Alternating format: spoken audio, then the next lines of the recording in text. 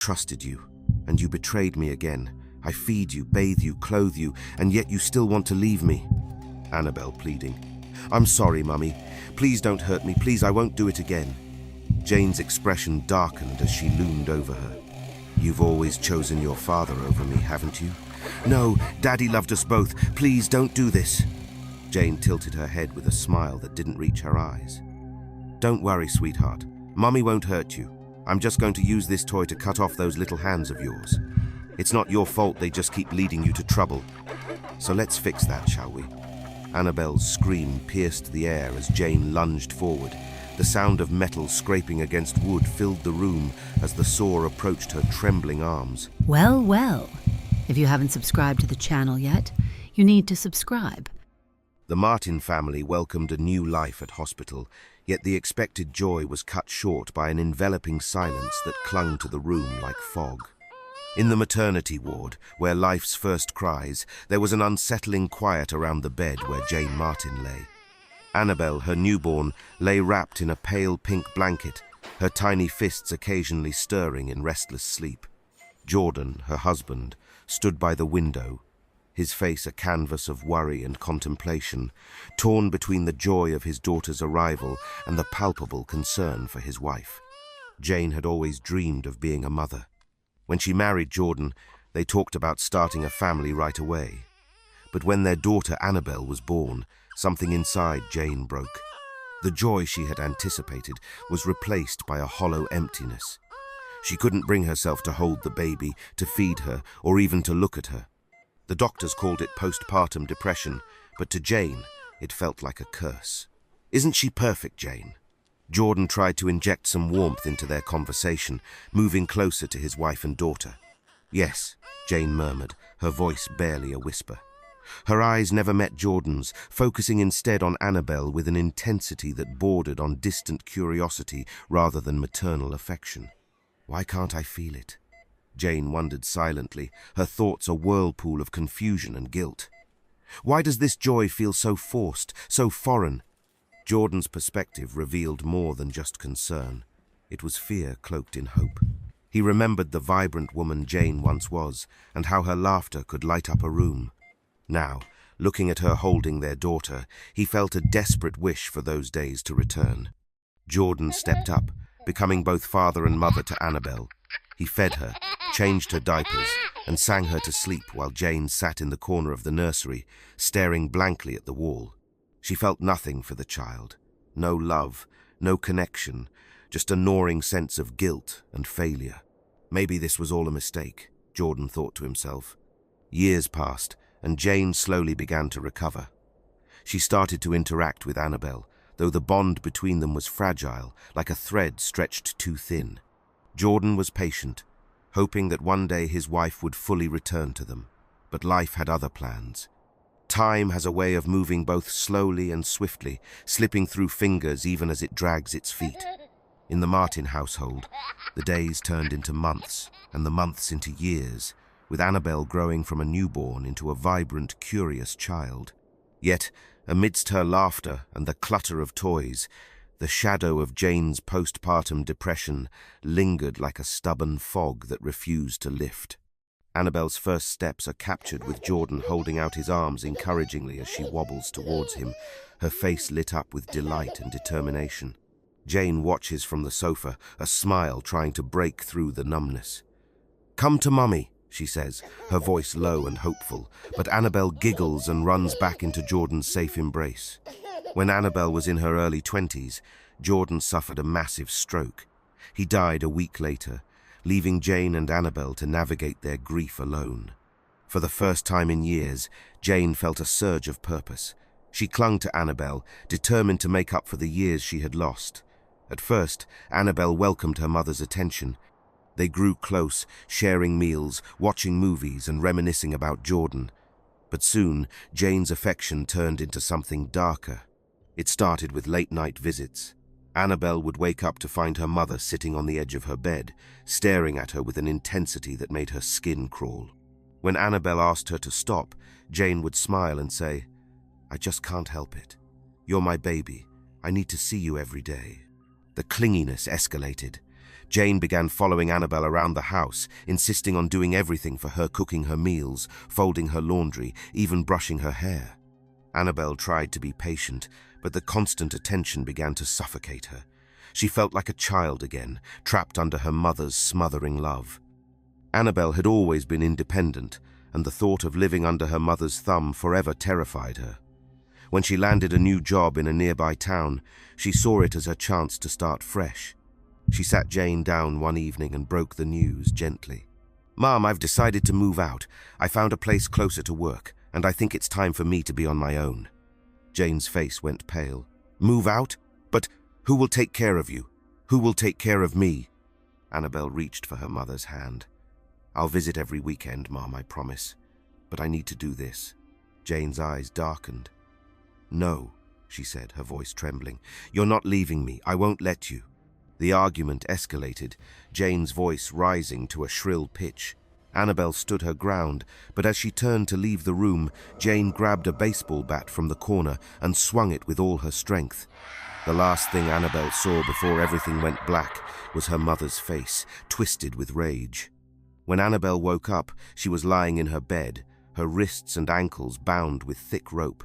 Jane sat beside her, stroking her hair and humming a lullaby. Annabel's head throbbed, and she struggled against the restraints. "Mom, let me go. What are you doing?" Jane smiled, her eyes glazed with a strange, unsettling light. "Shh, my baby. You're not feeling well. Mommy's here to take care of you." Over the next few days, Jane kept Annabel drugged, feeding her pills that left her weak and disoriented. She bathed her, dressed her, and spoon-fed her like a child. Annabel's protests grew weaker as the drugs took hold, and soon she could no longer move her legs. Paralysis spreads, leaving her completely dependent on her mother.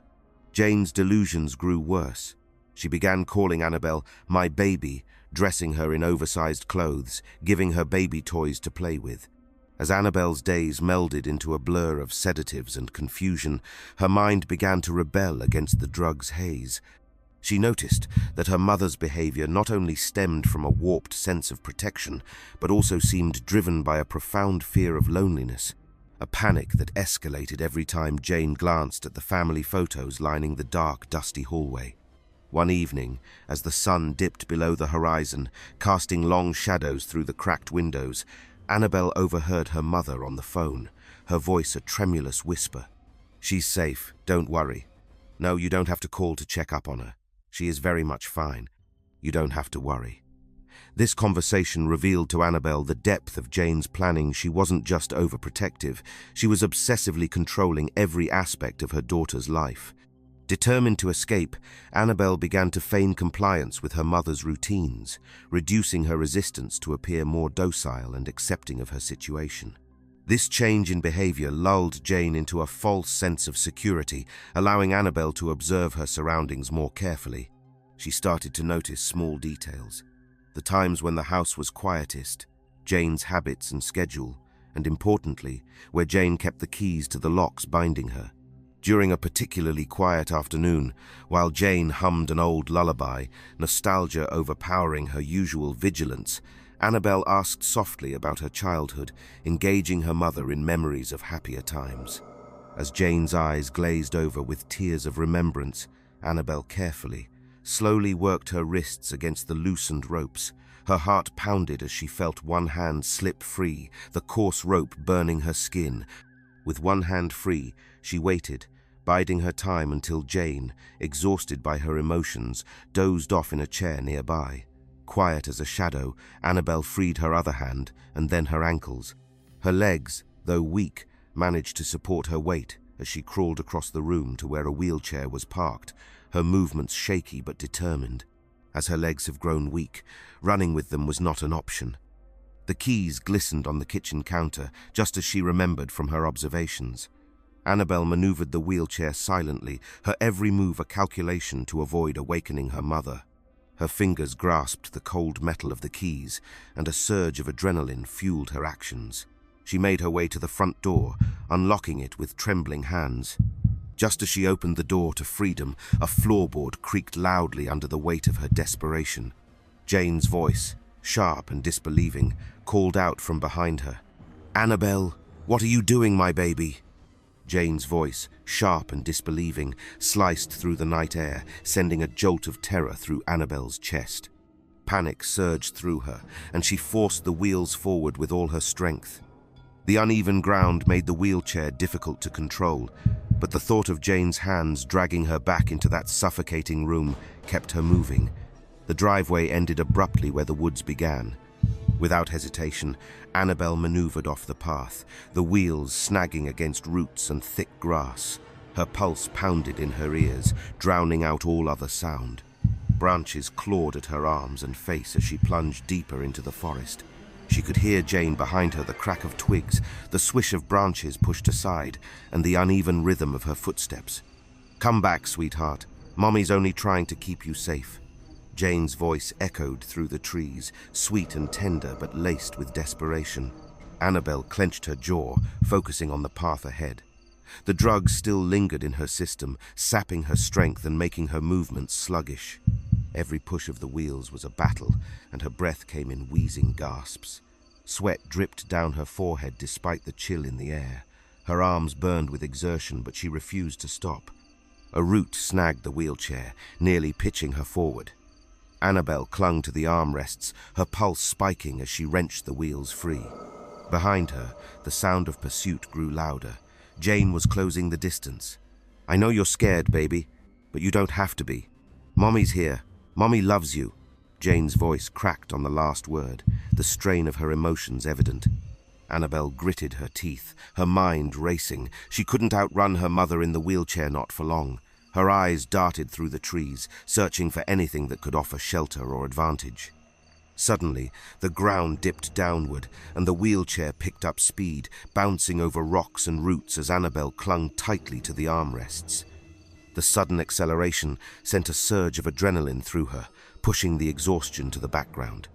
But control slipped from her grasp as the wheels jolted sideways, and with a cry, she tipped over, landing hard on the damp floor. Pain shot through her shoulder and hip, but she bit back a scream. The wheelchair lay on its side a few feet away, one wheel still spinning lazily. Panic threatened to overwhelm her as she tried to push herself up, her limbs trembling from exertion and lingering sedation. "Annabelle." Jane's voice was closer now, urgent and breathless. Twigs snapped as she crashed through the undergrowth, her footsteps quick and uneven. Summoning every ounce of strength, Annabelle crawled forward, leaves and twigs clinging to her clothes as she scrambled through the brush. Her heart pounded so fiercely that it felt like it might burst from her chest. The cold earth scraped her palms, but she didn't stop.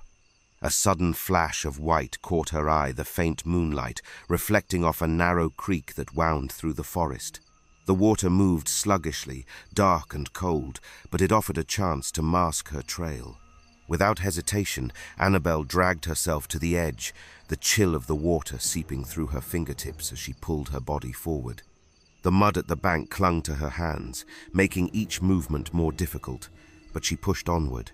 Behind her, Jane's footsteps slowed. "Sweetheart?" The sound was softer now, confused. "Where are you? Come back to Mommy. It's dangerous out here." Annabelle slipped into the water, gasping as the icy cold stole the air from her lungs.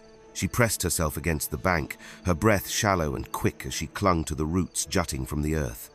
The water reached her shoulders, soaking her clothes and chilling her to the bone. Every muscle in her body ached, but she forced herself to stay still, biting her lip to keep from crying out. Jane's footsteps crunched closer, slow and searching. The underbrush rustled as she moved along the bank, pausing just above where Annabelle hid. Annabelle held her breath, willing herself to become part of the shadows. Just as she reached the edge of the creek, rough hands grabbed her shoulders, yanking her back. Annabelle screamed, thrashing against her mother's grip. "You are a stubborn girl," Jane hissed, her breath hot against Annabelle's ear. With surprising strength, she hauled Annabelle into the wheelchair and spun it around, heading back toward the house. "No, let me go," Annabelle cried, her voice breaking with terror.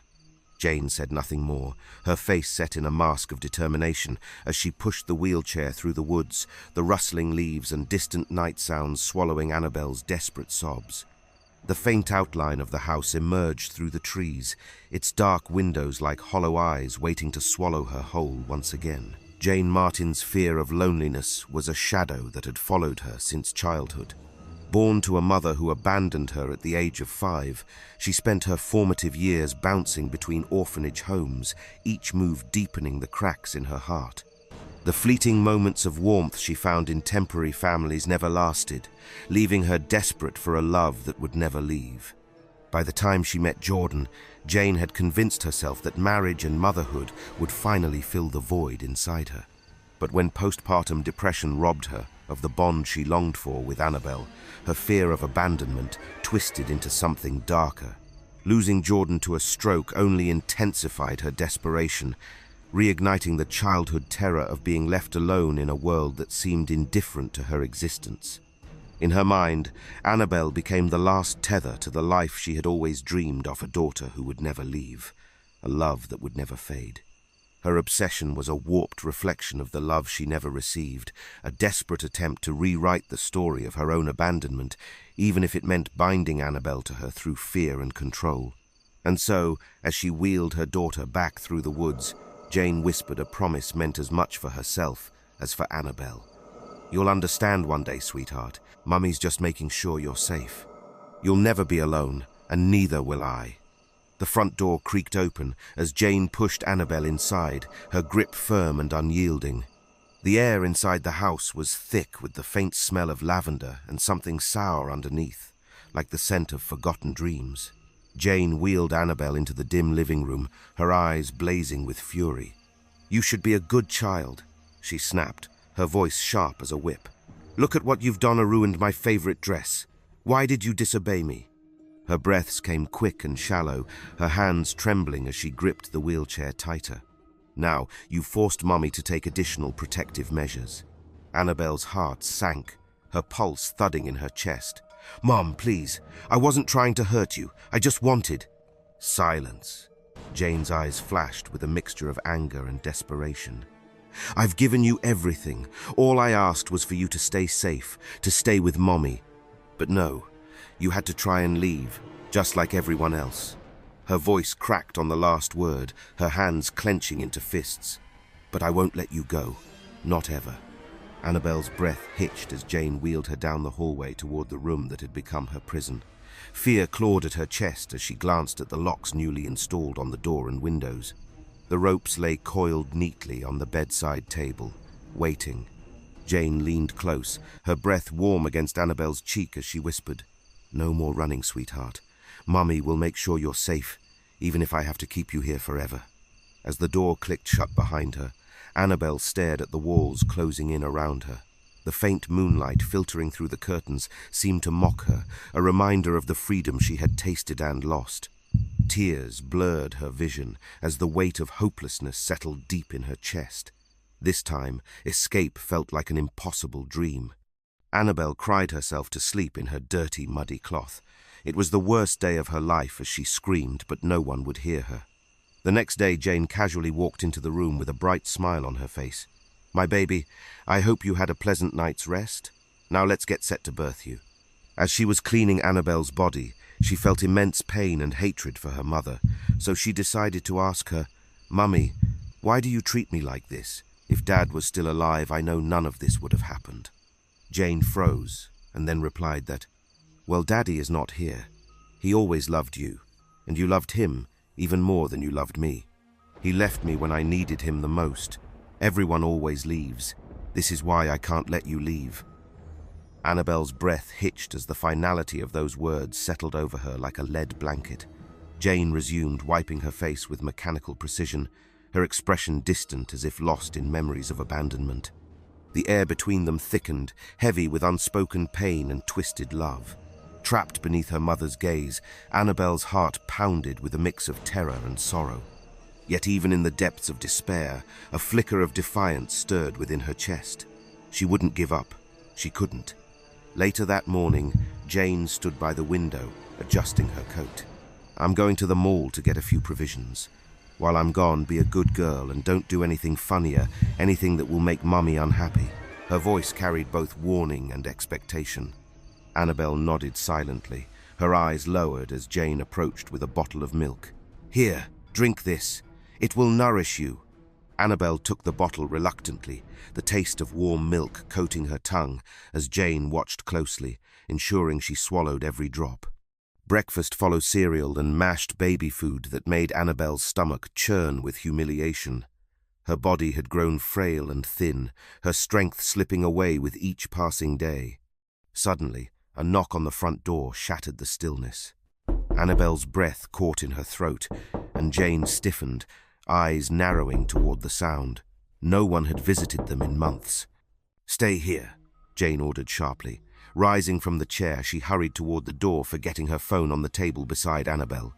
Annabel's gaze locked onto the device, her pulse quickening. She waited until Jane's footsteps receded down the hallway before reaching out with trembling fingers, her heart hammering as she clutched the phone. At the door, Jane opened it with a practiced smile. "Mrs. Ronke, what a surprise." "Good afternoon, Mrs. Jane. How have you been?" "Very fine, thanks for asking. To what do I owe this surprise visit?" Jane asked. Mrs. Ronke then replied, "Oh, I wasn't in town when your husband passed," she said kindly. "I wanted to stop by and offer my sincere condolences." Jane's smile faltered, her grip tightening on the doorframe. "That was months ago. We're fine now. Thank you for coming." Back in the room, Annabel's fingers fumbled over the phone screen, desperate to dial the one person who might believe her. "Mary, please help me," she whispered the moment the line connected. "Annabel? Oh my God, where have you been? I've been trying to reach you for weeks." Footsteps echoed in the hallway. Annabel's breath hitched as she hastily ended the call. Annabel deleted Mary's number from the call history before Jane returned, carefully placing the phone back in its exact spot. Jane's eyes flicked to the phone, her brow furrowing. "Did you touch my phone?" "No, Mummy," Annabel lied, her pulse thundering in her chest. For a moment, Jane's gaze lingered, her expression unreadable. Then she stepped forward, brushing a strand of hair from Annabel's face with unsettling gentleness. "Good girl. Now let's not have any more trouble, Mummy just wants to keep you safe." Annabel's heart pounded in her chest as Jane turned and left the room. Despite the fear gnawing at her insides, a spark of hope flickered in her heart. Her pulse thundered in her chest.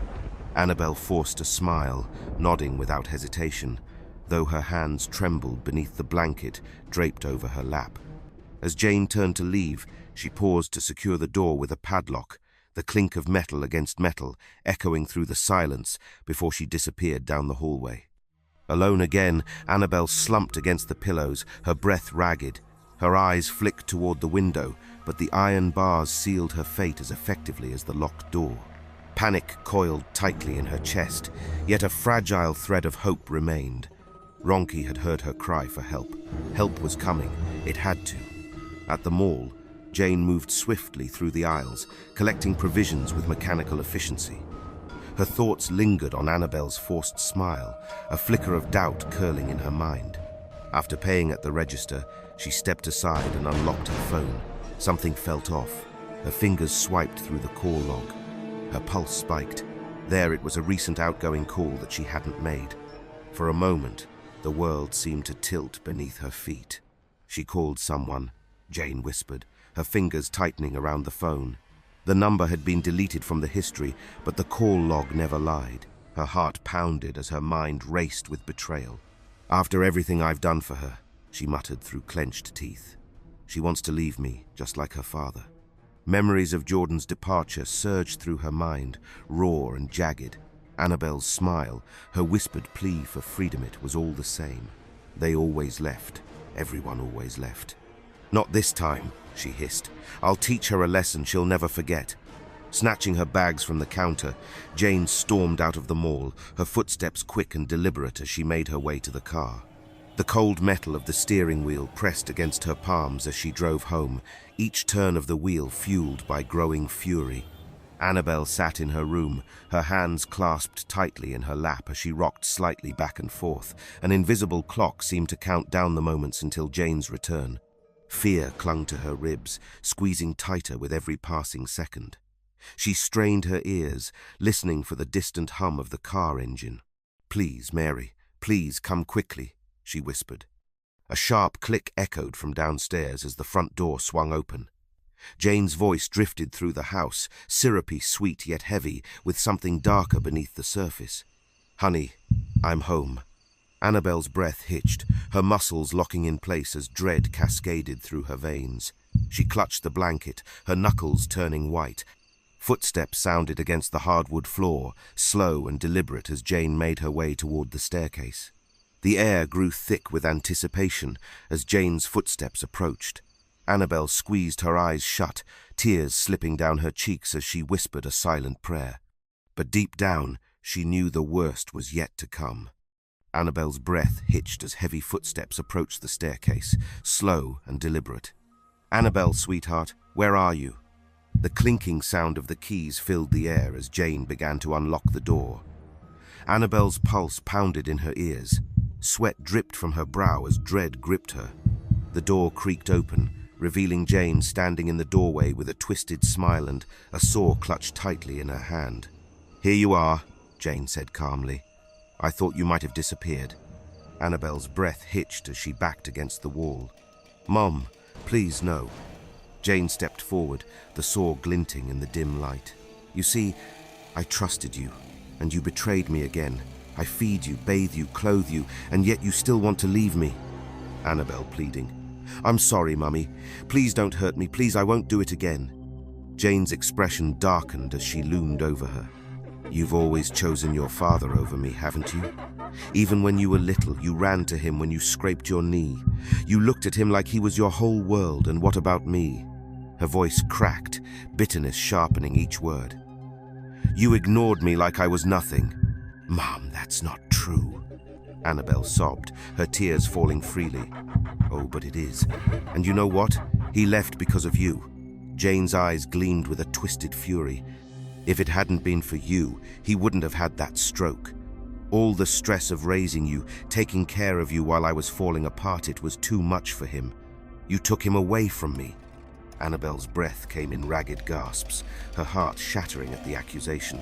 "No, Daddy loved us both. Please don't do this."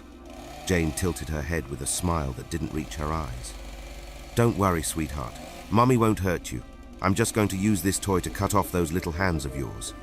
It's not your fault they just keep leading you to trouble. So let's fix that, shall we?"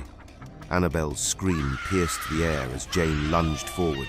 The sound of metal scraping against wood filled the room as the saw approached her trembling arms. Her desperate screams echoed off the walls as she twisted and thrashed, trying to escape. "Don't worry, my baby," Jane cooed. "It won't hurt." Suddenly, the thunderous crash of splintering wood shattered the air as the bedroom door burst open. Police officers flooded into the room, their shouts cutting through the chaos. "Drop the weapon, hands in the air." "Annabelle!" cried Mary, rushing forward as Jane stumbled back, her eyes wild with shock. Two officers tackled Jane to the ground, the saw clattering across the floor. Annabelle collapsed against Mary, sobbing uncontrollably as strong arms wrapped around her. "You're safe now," Ronky whispered. "You're safe." Jane's screams echoed down the hallway as she was dragged from the room, her voice fading into the distance. But even as Annabelle clung to Mary, the echoes of terror still lingered in her mind, a reminder of the nightmare she had narrowly escaped. In the days that followed her rescue, Annabelle began to uncover the dark history woven through her family's past. Hidden journals and old letters revealed that Jane's mother had suffered from similar delusions, obsessively controlling her children out of fear of abandonment. Even her grandmother's name appeared in asylum records, hinting at a generational curse of mental illness that had haunted the women of their family for decades. The realization sent chills down Annabelle's spine. Could she too be destined to follow the same path? Weeks later, as Annabelle settled into her new life, the nightmares began to fade. Yet just as hope seemed within reach, a package arrived on her doorstep. No one knew her address, so the delivery was quite strange. With trembling hands, she opened the plain brown box. Inside was a single sheet of paper with a message written in red ink. "You'll never leave me, my baby." Annabelle's breath caught in her throat as she staggered back, her pulse pounding in her ears. The handwriting was eerily familiar, but her mother was behind bars, wasn't she? Or could someone else be watching from the shadows? As her eyes darted to the window, a sense of unseen eyes pressed down on her, and the faint sound of footsteps echoed in her mind. Somewhere beyond the glass, the nightmare was waiting to return. The end.